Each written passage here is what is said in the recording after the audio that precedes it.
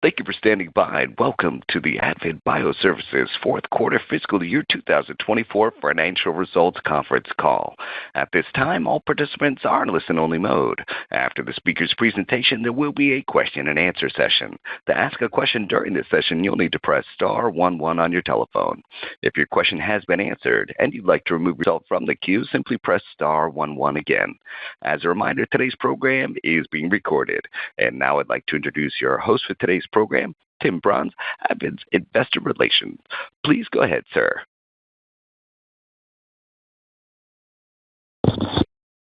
Thank you.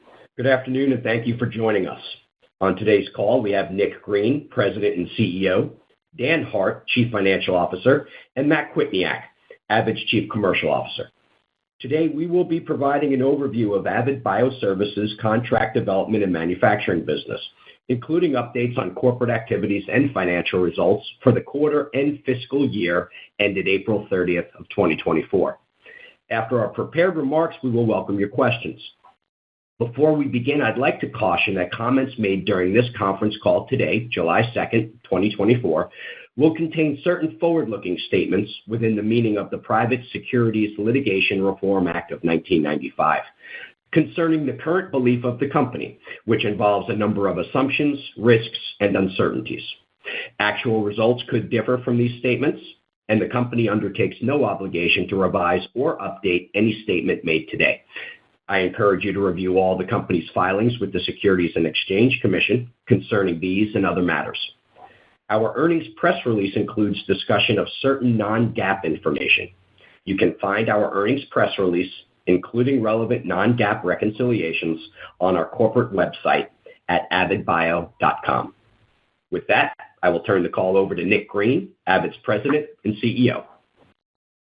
Thank you, Tim, and thank you to everyone participating today via webcast. The fourth quarter of fiscal 2024 was a high point for the company. We generated the highest quarterly revenues in Avid's history, meeting our current revenue expectations for the year. We also signed multiple new project agreements, and we continue to see positive signs in the broader business environment, which bodes well for the business development in the year ahead.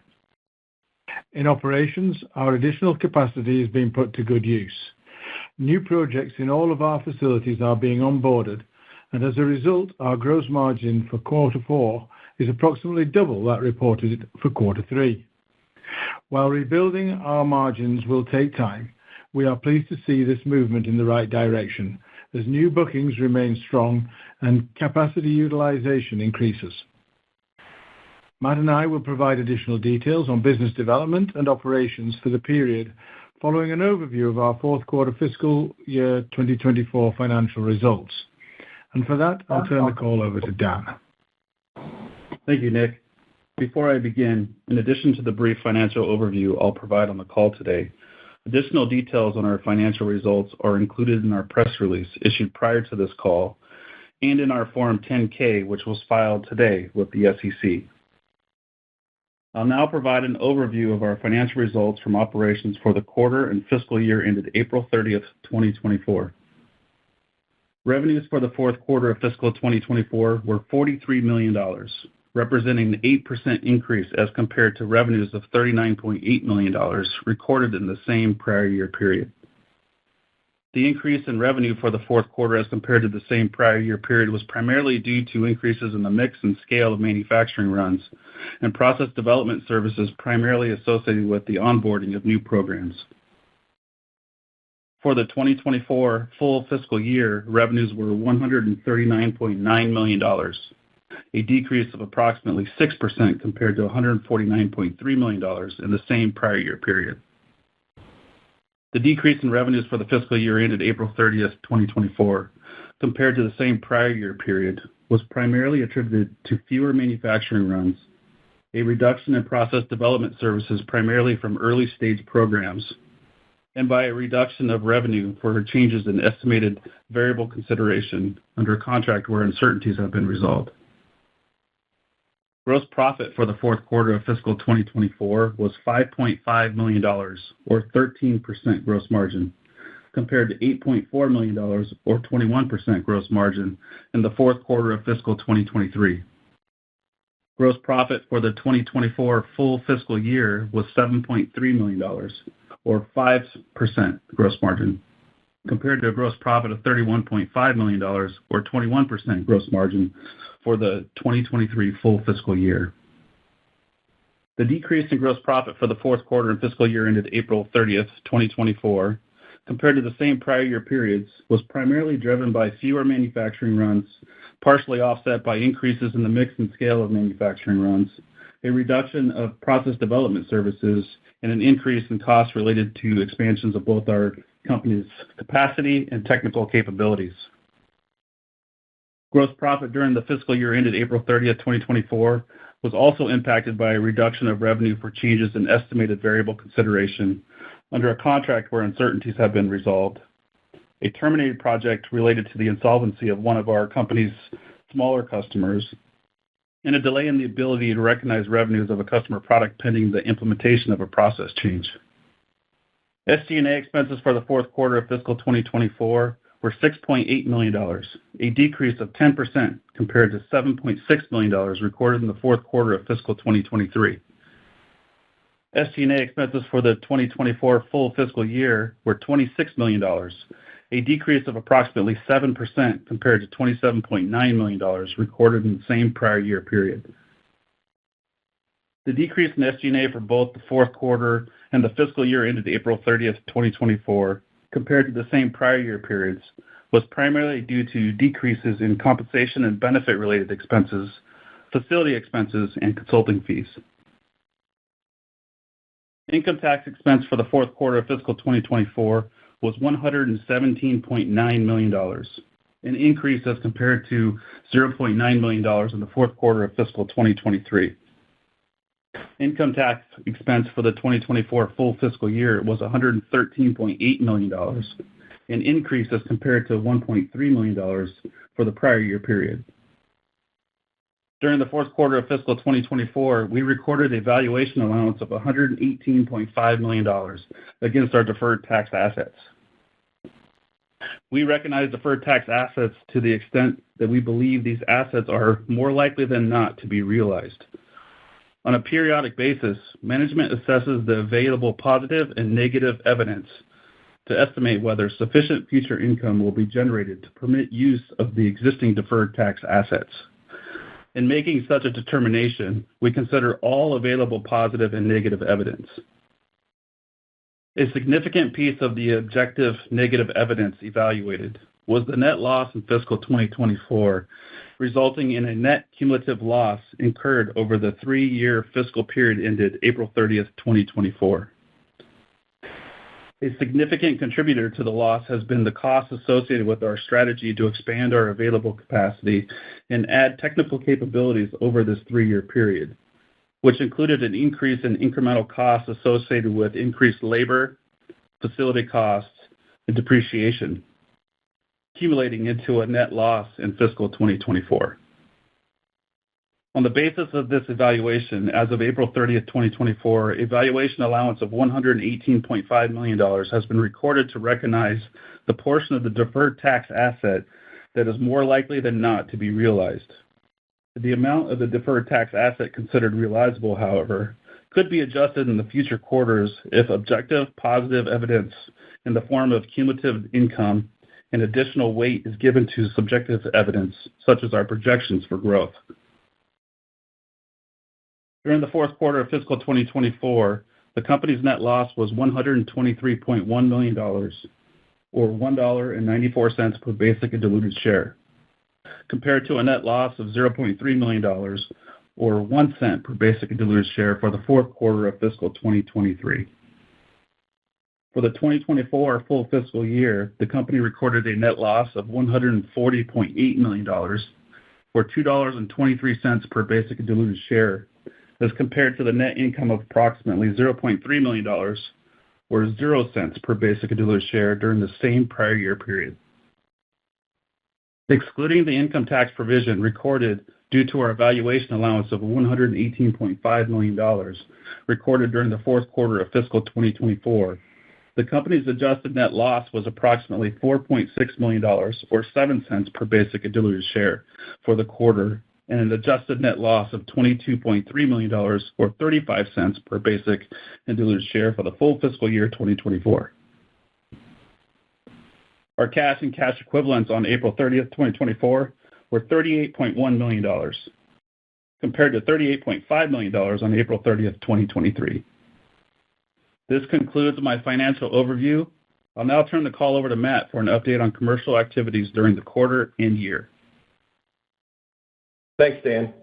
During the fourth quarter, the company signed multiple new projects spanning a wide range of capabilities, capping off a successful year for our commercial team. With new project agreements of $30 million during the period, we entered the quarter and fiscal year with a strong backlog of $193 million. For the fiscal year 2024, we not only added a significant number of new projects to our production pipeline, but we added multiple new customers as well. This includes the addition of another big pharma customer during the year. While the sales cycle for big pharma business takes time, we are actively engaged in discussions with other pharma companies and optimistic with respect to these potential opportunities. In addition, we are beginning to see improvements in the biotech financial markets overall, which we are hopeful will allow for advancement of manufacturing programs that were deferred by drug developers due to cash conservation strategies implemented last year. With respect to building Avid's visibility and positive reputation in the industry, we recently chose EcoVadis, one of the most trusted providers of business sustainability ratings, to assist the company in not only evaluating our supply chain, but also ourselves. The EcoVadis assessment evaluates 21 sustainability criteria across 4 core themes: environment, labor and human rights, ethics, and sustainable procurement. And more than 125,000 companies globally have been rated by EcoVadis. The core themes are not only important to Avid, but also our employees as well as other stakeholders, including investors and customers. The company was delighted to have earned a score of 56 from EcoVadis, placing the company in the 62nd percentile globally, which recognizes the culture and values of the business. Equally important, this exercise has enabled the business to identify areas of improvement, and we look forward to continuing Avid's journey of continuing to make our impact on those with whom we interact a more and more positive one. In conclusion, despite facing some challenging headwinds in the market during the year, our team continued to perform and deliver. Today, Avid has the largest and most diverse customer base than at any point in its history. Our production pipeline is the largest and most valuable ever, and our backlog remains strong going into the year ahead. We are pleased with the performance of our commercial team in fiscal 2024 and look forward to the new opportunities we anticipate in fiscal 2025. This concludes my overview of commercial activities. I will now turn the call back over to Nick for an update on operations and other achievements during the quarter and year. Thanks, Matt. Fiscal 2024 was a challenging but validating year for Avid. There's no doubt that the status of the financial markets impacted our results, and most notably the first half. There is also no doubt that we recovered extremely well during the balance of the year, achieving an upward trend with higher revenues during the second half, ending with quarter 4 revenues of $43 million, the highest in the company's history. Given this momentum, combined with our strong backlog, we are looking ahead to a promising 2025 and providing 2025 full fiscal year revenue guidance of between $160 and $168 million, representing a 17% growth year over year at the midpoint. Supporting our optimism is the growing interest we've seen in our newly completed facilities and expanded capabilities. In late fiscal 2023, we unveiled our completed mammalian cell facilities expansion, and during fiscal 2024, the company completed and launched its new cell and gene therapy manufacturing facility. With the completion of this 3-year construction program, as well as the associated capital expense, the company has dramatically expanded its capacity and technical capabilities and increased the company's annual revenue generating capacity from approximately $120 million annually in fiscal 2021 to more than $400 million today.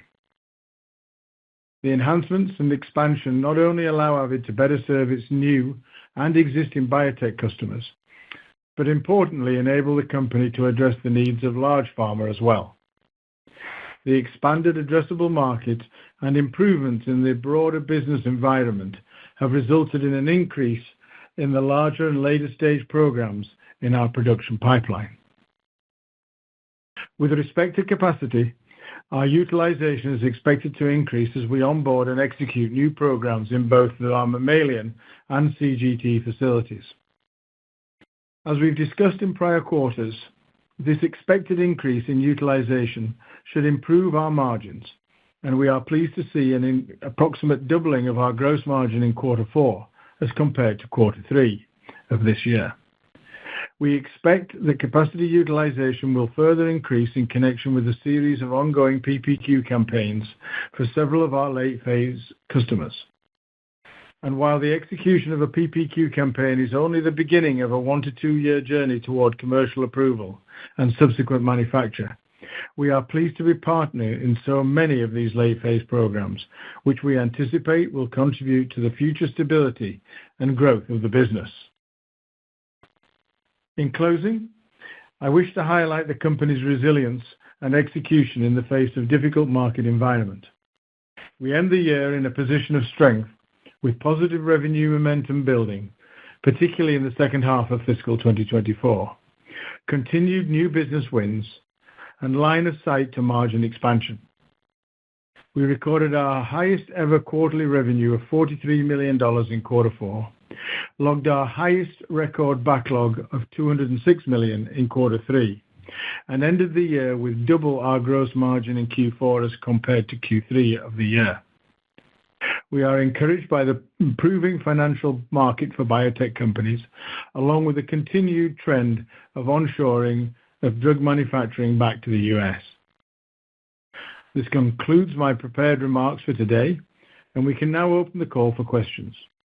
Operator? Certainly. One moment for our first question.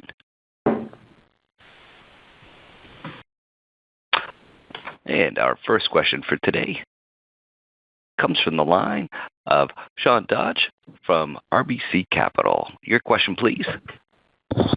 Yeah, thanks. Good afternoon.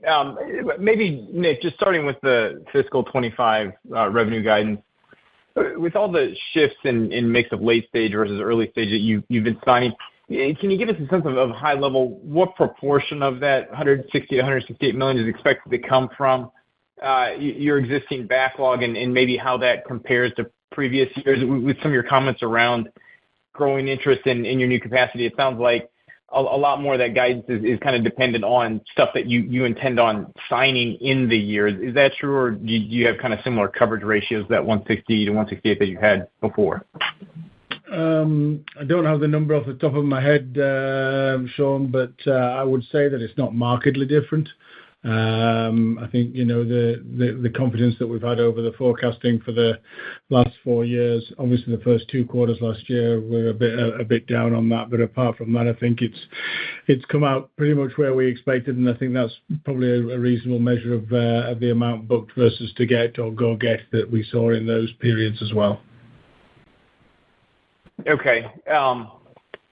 And then just around the booking, so you mentioned growing interest you've been seeing in the newly completed capacity. I guess, is there any more color you can give on that, and then maybe any timelines on when you think that interest will begin to convert into signed new business?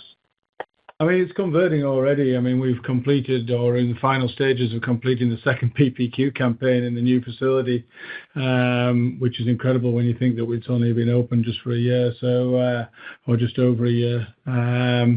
So we've done numerous batches in there, but as you know, there's the time between doing a PPQ campaign and ultimately getting the commercial volume. Obviously, you've got to complete the campaign.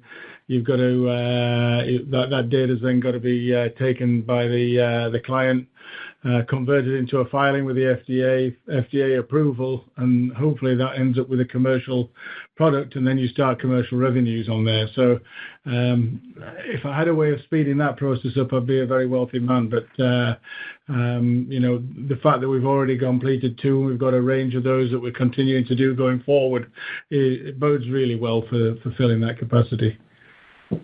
Okay, great. And then you mentioned, increasing capacity utilization, certainly helping with margins. Aside from that, is there anything else you can do or are doing, at this point to help with a margin recovery? I mean, I think it is generally, frankly, the utilization of the capacity, as we obviously see. I think at the midpoint we highlighted guidance is 17% growth. That increased utilization of that facility will certainly improve the margins as long as we execute efficiently. I think in light of filling the facility, I don't think it's a cost-cutting exercise to try to improve margin in the short term, which is the right strategy. So obviously we're always cost-conscious, but we're trying to facilitate growth. So I would say the vast majority of the margin impact will come out of improved utilization and some efficiency in the way that we do things, but not necessarily cost-cutting to try to get to just margins for the sake of margin, as it were. Great. Thanks again for the time. Appreciate it, Sean. Thank you. And our next question comes from the line of Jacob Johnson from Stephens. Your question, please. Hey, good afternoon, everybody. Maybe, Nick, just going back to bookings again. I think $30 million in the quarter is maybe a little bit lighter than we would have expected, but this is, maybe a couple months old, and obviously a lot of things going on in the end markets this year that you play in. So I'm just curious, are there any other metrics or any other maybe anecdotes you could share just on what you're seeing on the business development side? You mentioned you're seeing some things in the market that bode well for future business development. So is there anything else you can flesh out there for us? Yeah, I mean, I think we've said this on numerous occasions, Jacob, which is, quarter by quarter back bookings can be fairly erratic.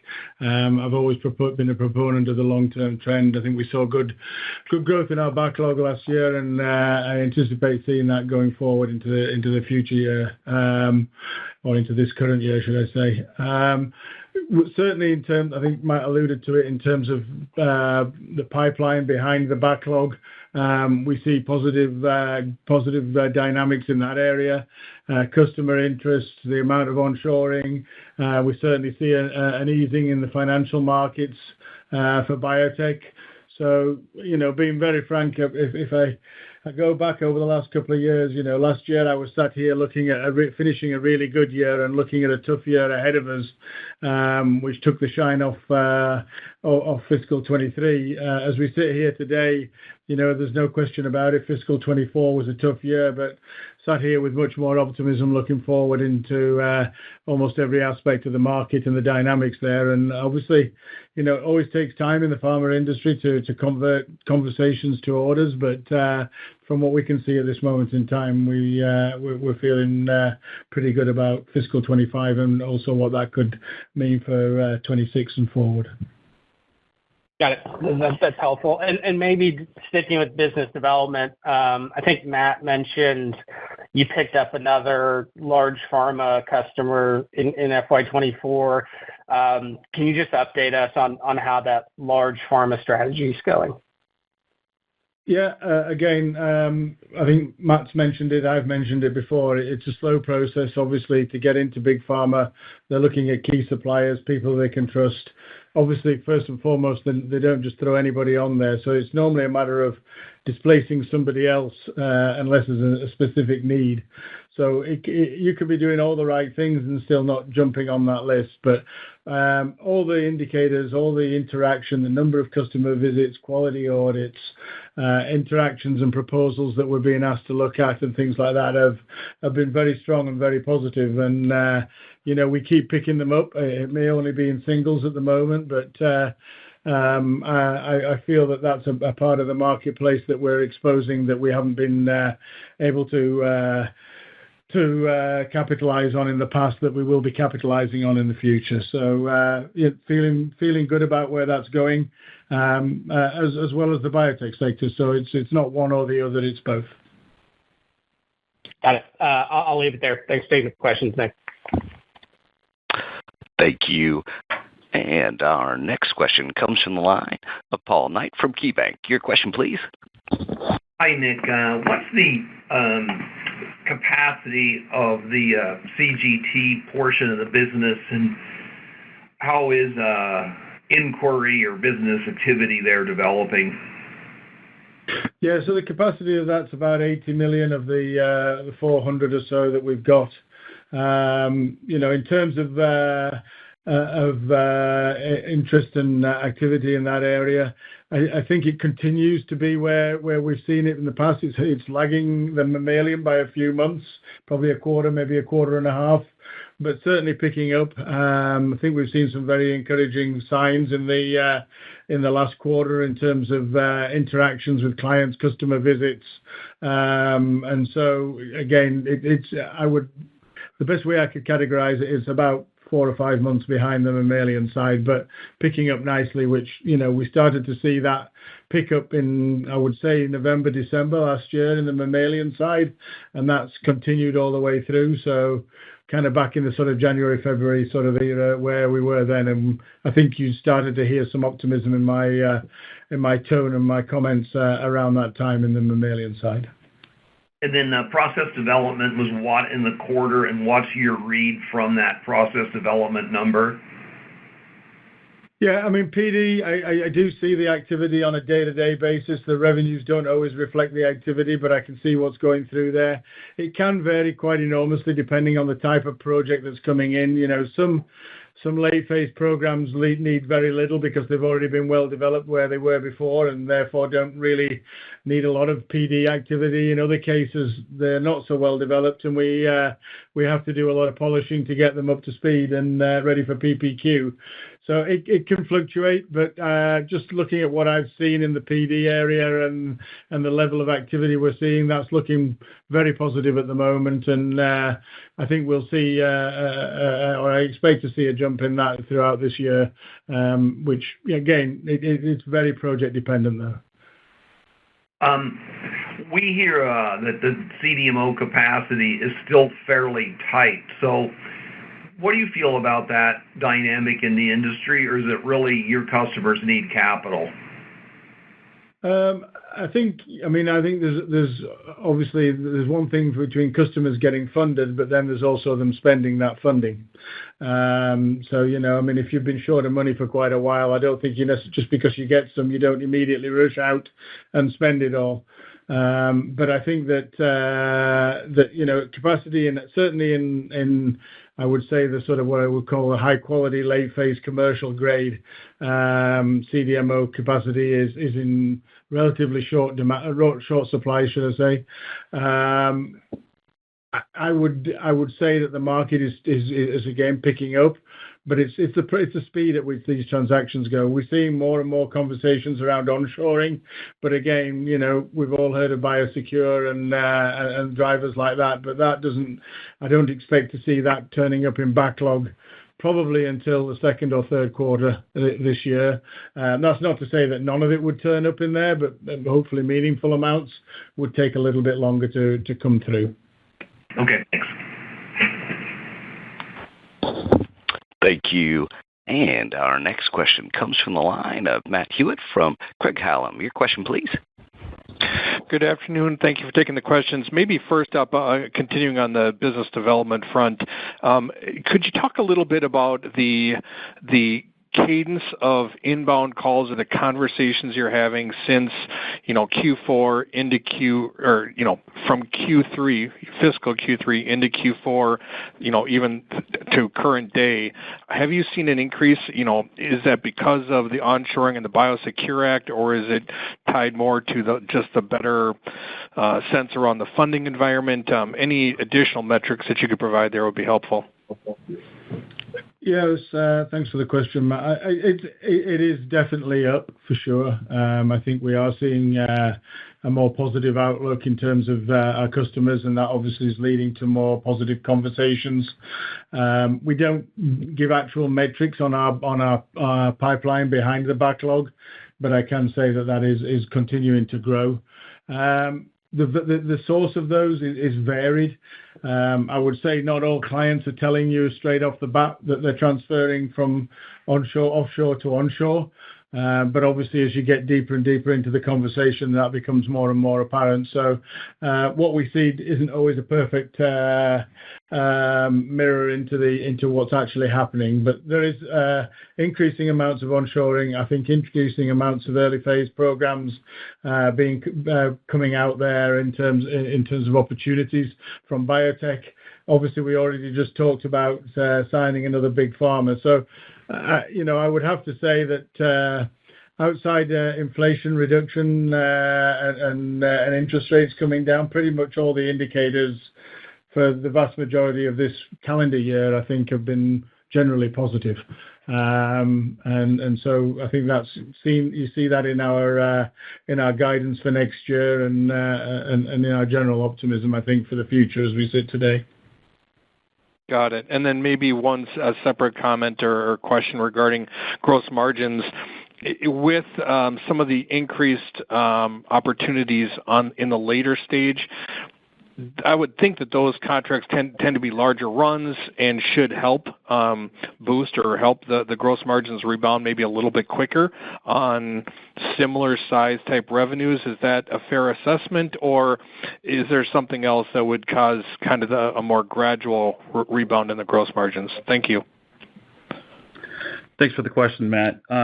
Yeah, I mean, typically they are larger runs because there's more effort going into those runs, which do command a slightly higher margin. But I think on a blended basis, margins will be fairly similar as far as the run of margins and how those margins come through as an incremental with the revenue load.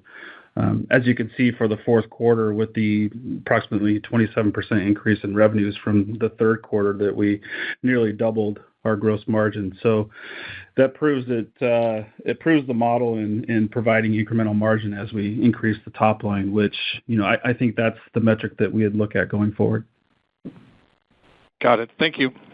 Yep. Thanks, Matt. Thank you. And our next question comes from the line of Max Smock from William Blair. Your question, please. Hey, good afternoon, guys. Thanks for taking our questions. Maybe just following up on Sean's question and trying to get at it a different way here. So backlog was essentially flat year over year, but your guide for 25 calling for about 17% revenue growth at the midpoint. Can you just help us bridge the gap between those two data points, especially in light of your comment earlier about not needing to go out and win more work this year than you would in a typical year? And maybe it would be helpful just to hear what you think you have to hit in terms of growth in net bookings this year to support your top line outlook for fiscal 2025. Yeah, so I mean, I think one of the things that we've suffered from in prior periods, Max, has been obviously an expanding backlog in terms of the period of time to recognize revenue. But as I've kind of alluded to in the past, is that if a PPQ campaign, for argument's sake, takes 15 months and you booked all PPQ campaigns, once you hit 15 months, it no longer expands any further. So you can only go so far. So as you start to introduce earlier phase business or even maintain the mix, then you get more drop through from your revenue, from your backlog into your revenue. So I think that largely explains the dynamic that you see there. And then obviously in terms of the forecast going forward, I mean, I don't actually comment on the amount booked versus to go get.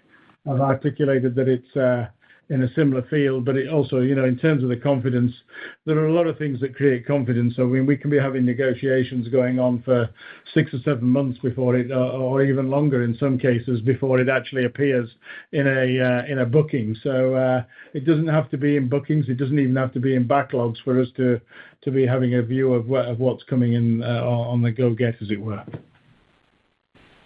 Okay, makes sense.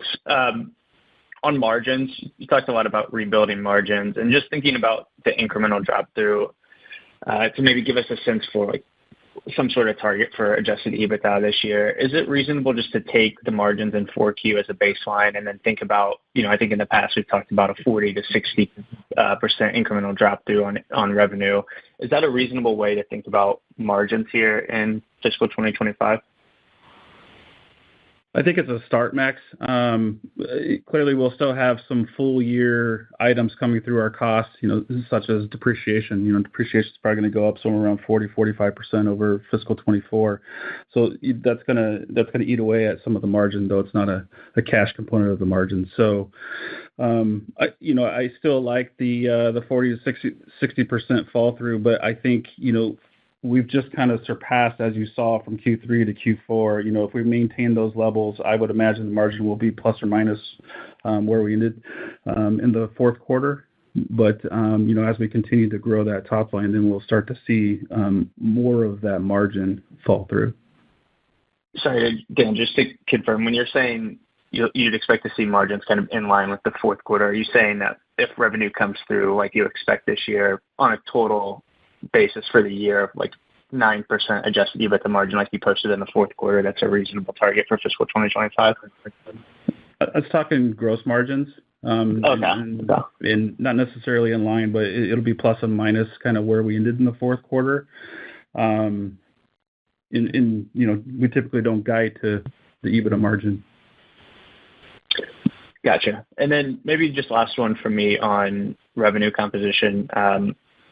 Can you give us an update on Halozyme growth this year and then growth from non-Halozyme customers, and then how you're thinking about growth from each of those two major buckets here moving forward? And also a reset on how much revenue is coming from Halozyme in total for fiscal 2024 would also be helpful. I think from my expectation, vast majority of the growth going into fiscal 25 will come from other sources, as it has done, frankly, last year. So we've continued to grow and diversify the business, and that continues to drive the growth in the business. Understood. Thanks for taking our questions. Thank you. This does conclude the question and answer session of today's program. I'd like to hand the program back to Nick Green, President and CEO, for any further remarks. Thank you, operator, and thank you to everyone participating on today's call. As we look ahead to fiscal 25, we are encouraged by multiple indicators, including our revenue momentum and backlog, and we believe we are well positioned to generate cash from operations during the year. We thank our customers for their trust and partnership, our investors for their continued support, and we wish to recognize our exceptional employees who continue to drive our success. I thank you again for participating today and for your continued support of Avid Bioservices. Thank you, ladies and gentlemen, for your participation in today's conference. This does conclude the program. You may now disconnect. Good day.